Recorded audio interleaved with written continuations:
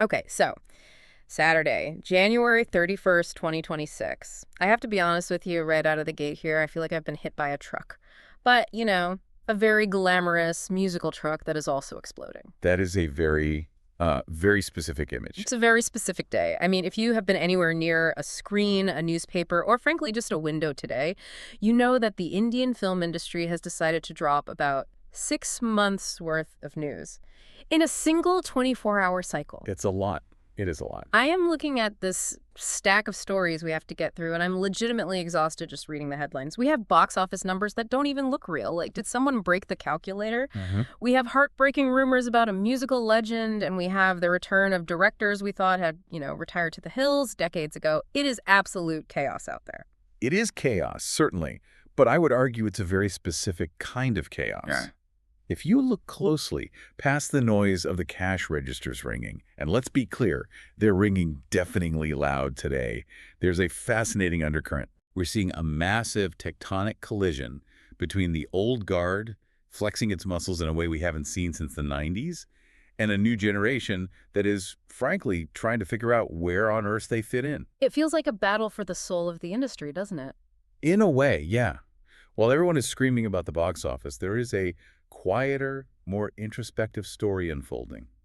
A story about burnout, about legacy, and about what it actually means to be an artist in 2026. Okay, let's unpack this because the emotional whiplash is real. For sure. On one hand, we have the absolute euphoria of Border 2 decimating records. I mean, people are painting their faces tricolor and going to the cinema. It's a whole event. On the other hand, we have this sinking feeling in our stomachs because of the rumors circulating about Arijit Singh. Right, the retirement rumors. Potentially retiring. It's like the industry is giving us a massive sugar high and an existential crisis at the exact same time. That is a very apt way to put it. And lurking in the background of all this, we have a mystery involving a legendary director returning at a surprising age. And this is my personal favorite, a viral resurgence of a 90s dance move that has absolutely no business being this popular in 2026. The dance move thing is my favorite part of the day, honestly. It proves that the internet is just a chaotic neutral force. It really is. But our mission right now is to look past the flashbulbs. We need to look past the Dubai events and the charts to understand what is actually shifting. Because, I have to be honest, keeping up with these 1,000 core clubs is becoming a full-time job. I love the success, but the numbers are getting so big they're starting to lose meaning. It's just zeros at this point. Numbers are just noise without context. 1 billion rupees is just a statistic. The real story is always about the people behind the numbers, the legacy they're building, or in some cases, the legacy they're trying to walk away from. So let's start with the noise, shall we? Because you can't ignore an explosion that loud. We absolutely cannot. We have to start with the elephant, or I just said the tank in the room. Border 2. The phenomenon. The phenomenon. The reviews are pouring in, the box office is on fire, and it feels like the entire country has just decided to go to the movies this weekend. But here's where it gets really interesting for me. Amidst all the Sunny Deol mania, which, believe me, we will get to, there is a subplot involving Ahan Shetty that I found surprisingly touching. You're talking about his vindication moment. Exactly. So Ahan Shetty is in Border 2, which is obviously a massive platform. Huge. But reports are coming out now that this success feels like a major exhale for him personally. Apparently, after his debut in Tabu, he was contractually tied down by producer Sajid Nadiadwala. He literally couldn't sign other movies. He was stuck in this professional limbo. That is a classic, albeit unfortunate, aspect of the industry that people outside the bubble often forget. We see the glitz, but we don't see the contracts. We don't see the golden handcuffs. Golden handcuffs? Is that the technical term? Effectively, yes. Yeah. I mean, think about it. When a major production house launches a star kid or a newcomer, they're taking a financial risk. Sure. To mitigate that risk, they often sign a 3-film deal. The logic is, we make you famous, so we own your dates for the next 5 years. Yeah. It sounds great on paper because you have job security. Right. Sounds like a good deal. But the exclusivity clause is the killer. If the producer decides to wait for the right script, or if the market shifts, or if they just get busy with other projects, you sit. You just sit there, like you can't work. You sit. You cannot work elsewhere. You are technically employed, but professionally stagnant. Wow. For a young actor like Ahan, 5 years is an eternity. Tabu was his debut, and then silence. Right. Not because he wasn't wanted, but because he was legally tied down, as he put it. This sounds like a nightmare. You're young, you're hungry, you just had a movie release, and then you're told to just wait in the lobby. For years. Precisely. It creates a psychological toll. You start questioning your relevance. Is my career over before it even started? So, to come back from that enforced hiatus and land in something the scale of Border 2 sharing screen space with Sunny Deol, Diljit Dosanjh, Varun Dhawan, that is not just a hit. That is a career resurrection. It's him getting his passport back, professionally speaking. It's a huge relief. He's calling it a turning point, and you can feel that weight lifting off him. I'm happy for the kid. For sure. But speaking of weightlifting, let's talk about the heavy lifter of this franchise. Sunny Deol. Sunny Deol. There is a video going viral today, and it's not even from the movie. It's a vintage clip of him celebrating his birthday on the sets of Border 2. I saw that. It's fascinating how the audience consumes star content now, isn't it? It's so wholesome. You have this tough guy persona, the man with the hand pump, the man who yells at Pakistan, and then you see him cutting a cake and smiling on set, looking like a gentle uncle. Fans are eating it up. It's pure nostalgia fuel. It is the grandpa paradox. Well, that's... The grandpa paradox. On screen, Sunny Deol is the avatar of masculine rage. He is the protector, the destroyer, the man who screams so loud the enemy retreats. Right, the one-man army. But on social media, the Gen Z audience consumes him as this wholesome, slightly confused, adorable figure. They love the contrast. It makes him feel human, doesn't it? Like, oh, he can destroy a tank, but he also likes chocolate cake. Exactly. It creates a safety valve for the aggression. If he was just angry all the time, it would be exhausting. But because we see the soft side behind the scenes, the hard side on screen feels like a performance we can cheer for, rather than a threat. That makes so much sense. And let's be clear, this nostalgia is translating into serious business moves. This is the Sunny Deol Renaissance, Phase 2. It really is. The success of Border 2 has triggered a ripple effect. We have confirmed reports today that Rajkumar Santoshi, the man who gave us Guile and Domini, A legend. he has literally flown to Manali to meet Sunny Deol. He flew to Manali. Yes. Sunny Deol is currently chilling in his preferred retreat in Manali, taking a break. And the directors are flying to him. That is a power move. Santoshi is there to narrate Ghatak 2. Ghatak 2. Okay, let's pause on that. Ghatak is a classic. Yeah. Kachi Nath is an iconic character. So iconic. But are we just in the era of sequels now? Is that all we have, or are we just photocopying the 90s? It does feel a bit like that, doesn't it? But look at the economics. It works. Oh, it works. Success breeds franchises. That is the oldest rule in Hollywood and Bollywood. But this is specific. This isn't just about brand recognition. This is about reclaiming a specific brand of masculinity and justice that Santoshi and Deol perfected in the 90s. Right. The audience clearly has an appetite for it. They want the guy who draws a line in the sand and says no more. It's comfort food. Violent comfort food, but comfort food nonetheless. And look at the power dynamic. It has shifted back to the veterans. 5 years ago, everyone was chasing the young stars, the next big thing. Now, the industry is trekking up mountains to get dates from a man in his late 60s. Sunny isn't chasing work.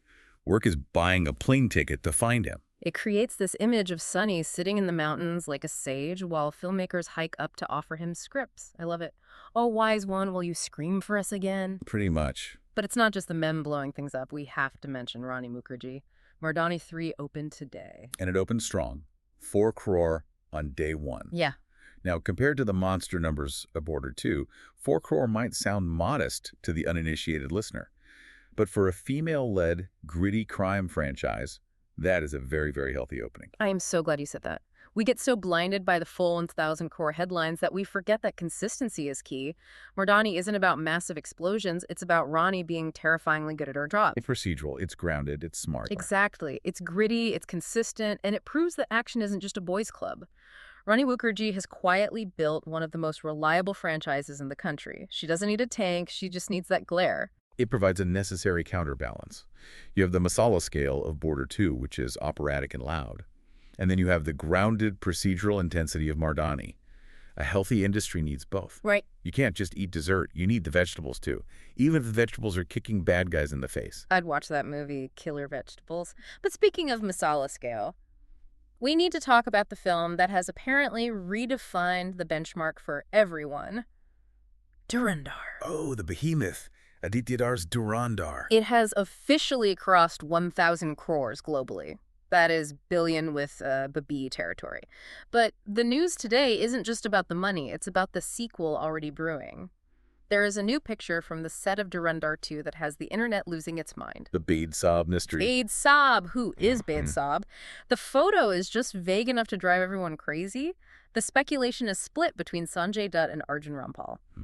I went down a rabbit hole of comments this morning, and people are analyzing ear shapes and shoulder width, like forensic analysis on a blurry photo. It is brilliant marketing. Keep the conversation alive, even when the first film is technically done in theaters. It engages the fan theorist community. Totally. But the conversation around Durandar has shifted in a very interesting way since it dropped on Netflix. Yes. This is what I really wanted to ask you about. I saw GQ recommending it as a top action thriller to watch, which is great. But the public opinion, it's morphing. In theaters, everyone was talking about Ranveer Singh. But now that people can pause, rewind, and watch closely at home, the narrative is changing. It is the OTT reevaluation. What does that mean exactly? Well, think about the medium. In the theater, you are swept up by the spectacle. You have a 70-foot screen, Dolby Atmos sound, shaking your seat. The whole experience. You look at the hero, the movement, the colors. Ranveer Singh is a master of that. He projects energy. He fills the screen, but on a small screen. On a laptop or an iPad, you are 6 inches away from the actor's face. You notice the nuance, you notice the eyes. So the small screen favors the microacting. Precisely. And the master of microacting in that film is Akshay Khanna. There's a growing consensus online asking, did Akshay Khanna actually overshadow Ranveer Singh? I love that for Akshay Khanna. He is such a fantastic actor, and he often flies under the radar, but not anymore. Well, not on Netflix, apparently. And we have to talk about the F9LA track. The song that put a Bahraini rapper in the Guinness World Records? Yes. Flipperachi, the Bahraini rapper, got a Guinness World Record because his track F9LA went viral. Why? Because Akshay Khanna danced to it in the movie. Or, well, dance is a strong word. He vibed. He inhabited the rhythm. He inhabited the rhythm. I love that. And because of that, an old video of Akshay dancing to Chaya Chaya has resurfaced and gone viral today. It is a bizarre but delightful chain of events. So strange. Akshay Khanna is suddenly being hailed as an underrated dancer. It connects back to what we saw with Sunny Deol. These actors from the 90s and early 2000s are finding a completely new life through viral snippets on social media. It's the meme economy. If you are memeable, you are relevant. It's the vibe check era. If you have the right vibe, you win. Akshay Khanna have the vibe of a man who doesn't care if you're watching, and somehow that makes us want to watch him more. But where does this leave Ranveer? If the conversation is shifting to Akshay, does Ranveer need a new strategy? Ranveer is a smart operator. He knows the larger-than-life mantle is his to lose. And reports are coming in today that he's being considered for Shankar's next massive project, Valpari. Shankar, as in robot and Indian Shankar. The very same, the master of spectacle. Wow. It's a historical epic based on the Tamil novel about Valpari. He would be joining Vikram. That is massive. Vikram and Ranveer in a Shankar film. It is a clear statement.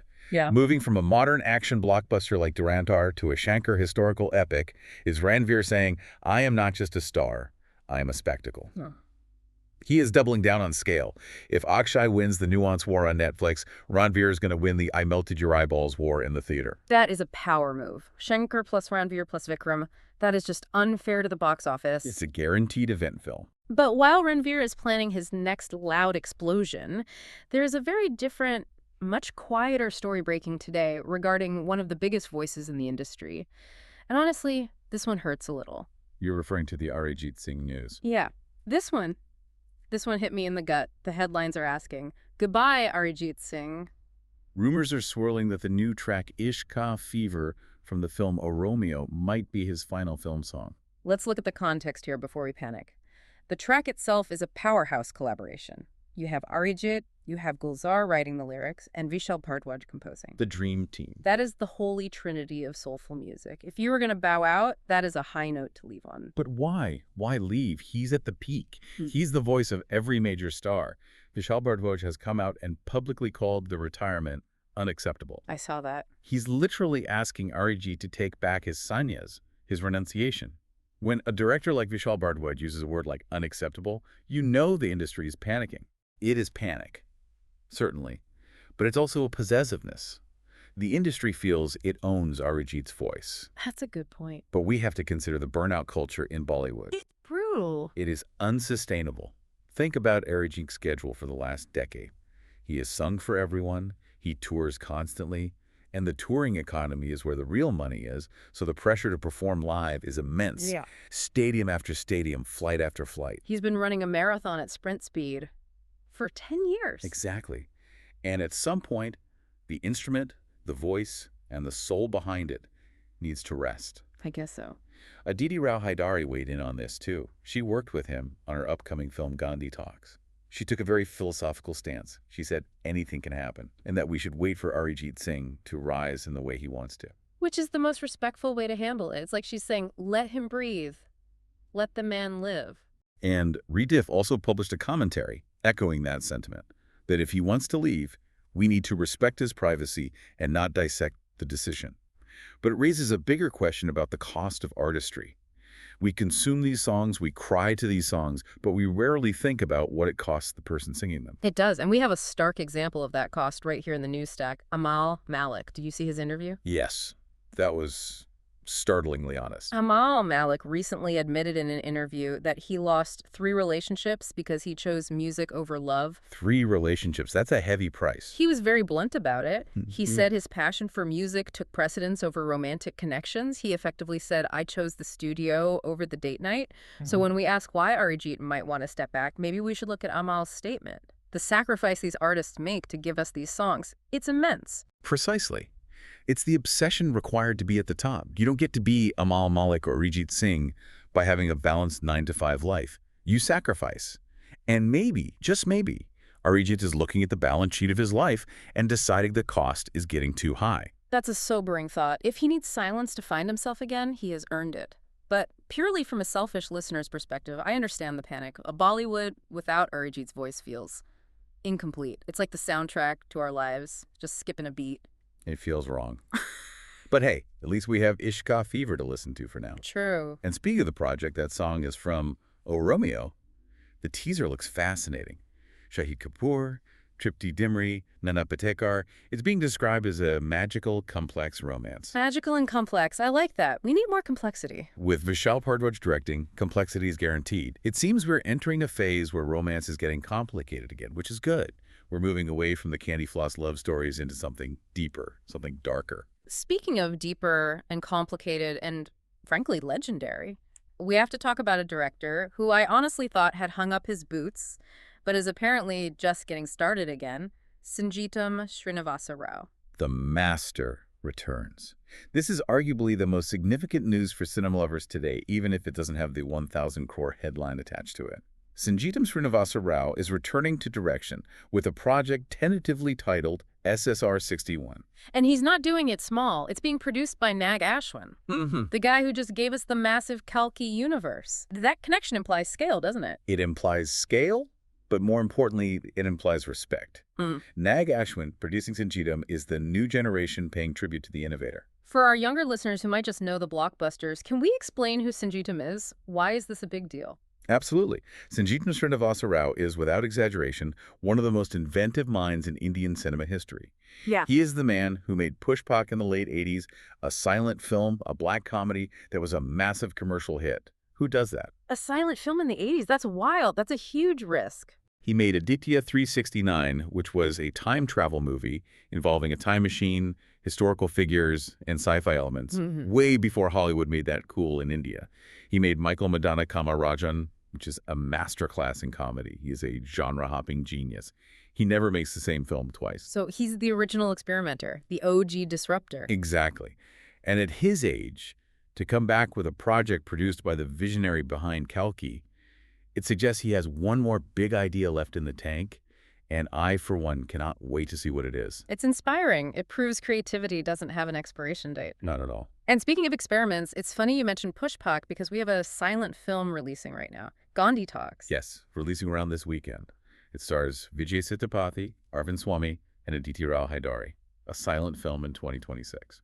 In the era of border to explosions and Durandar action, releasing a silent film feels like such a punk rock move. It's counter-programming at its finest. It really is. Aditi Rao Hydari was talking about it, saying how much she missed working in South films, but also discussing the challenge of acting without dialogue. It forces the audience to pay attention. That is the biggest risk. How so? We live in the second screen era. People watch movies while looking at their phones. Oh, for sure. If a character is talking, you can listen while scrolling Instagram. But with a silent film, if you look down at your phone, you miss the plot. You miss the emotion. Oh, that's true. It demands your eyes. You have to be locked in. It forces total engagement. It is a bold risk to ask a 2026 audience to put the phone away and just watch. But with talent like Sethupathi and Arvind Swamy actors who can say more with a raised eyebrow than most can with a monologue, it is a calculated risk. It proves that the cinema of silence still has a place amidst the noise. I hope people show up for it. It sounds like a beautiful theater experience. But if silent films aren't your thing, apparently we have interactive rap battle movies. I saw this Hypnosis Mic Division rap battle. What is this? The trailer dropped, and I am baffled but intrigued. It's described as an interactive movie where words are weapons. Characters engage in rap battles to resolve conflicts. It is a Japanese franchise that has a massive cult following, and now it's hitting theaters here. It's niche, certainly. But the concept of division rap battles in a cinema format, it shows how diverse the theatrical experience is becoming. It's a variety. Exactly. You have Sunny Deol yelling in one screen, a silent film in the next, and anime characters rap battling in the third. The multiplex has become a buffet of chaos. And then you have a Gen Z ghost. Sarvam Maya. Yes. This is on OTT. Niven Pali plays a non-religious musician who meets a ghost named, wait for it, Delulu. Of course the ghost is named Delulu. Of course it is. I love it. Delulu is the Salulu, as the kids say. It's a horror comedy where he has to explore life with this Gen Z ghost. It sounds ridiculous, but Niven Pali usually picks interesting scripts. It's the genre roulette we are seeing. Time-bending romance in the new, with love trailers, silent films, rap battles, horror comedies. The industry is throwing everything at the wall to see what sticks. It's experimentation, Stephen. And speaking of experiments that are controversial, we have to briefly mention The Kerala Story 2. Goes beyond. The teaser is out. Starring Ulka Gupta. The reviews are mixed. That's the polite way to put it. There are specific mentions of viewers questioning if it's propaganda. It seems to be stirring the pot just like the first one, but maybe with diminishing returns on the shock value. It is a polarizing franchise. That is its DNA. The reception seems to be following the same pattern: intense debate, mixed critical reception, accusations of agenda. It'll be interesting to see if it can replicate the box office success of the first one or if the audience has moved on. Sometimes shock value only works once. That's a fair point. And speaking of moving on, or rather setting boundaries, we had a very rare, very candid moment from Tabu today. This is a striking interview. Tabu opened up about never meeting her father and her choice to never use his surname. She was so matter-of-fact about it. She said, I have no memories of him, not curious about him. I think dignity is the word here. In an age where celebrities often perform their trauma for the public, writing memoirs, doing tearful interviews to sell a movie, Tabu just drew a line. She didn't make it a sob story. No. She refused to romanticize the estrangement or make it a tragedy. She just said, effectively, it is what it is, and it doesn't affect who I am. I am not curious about him.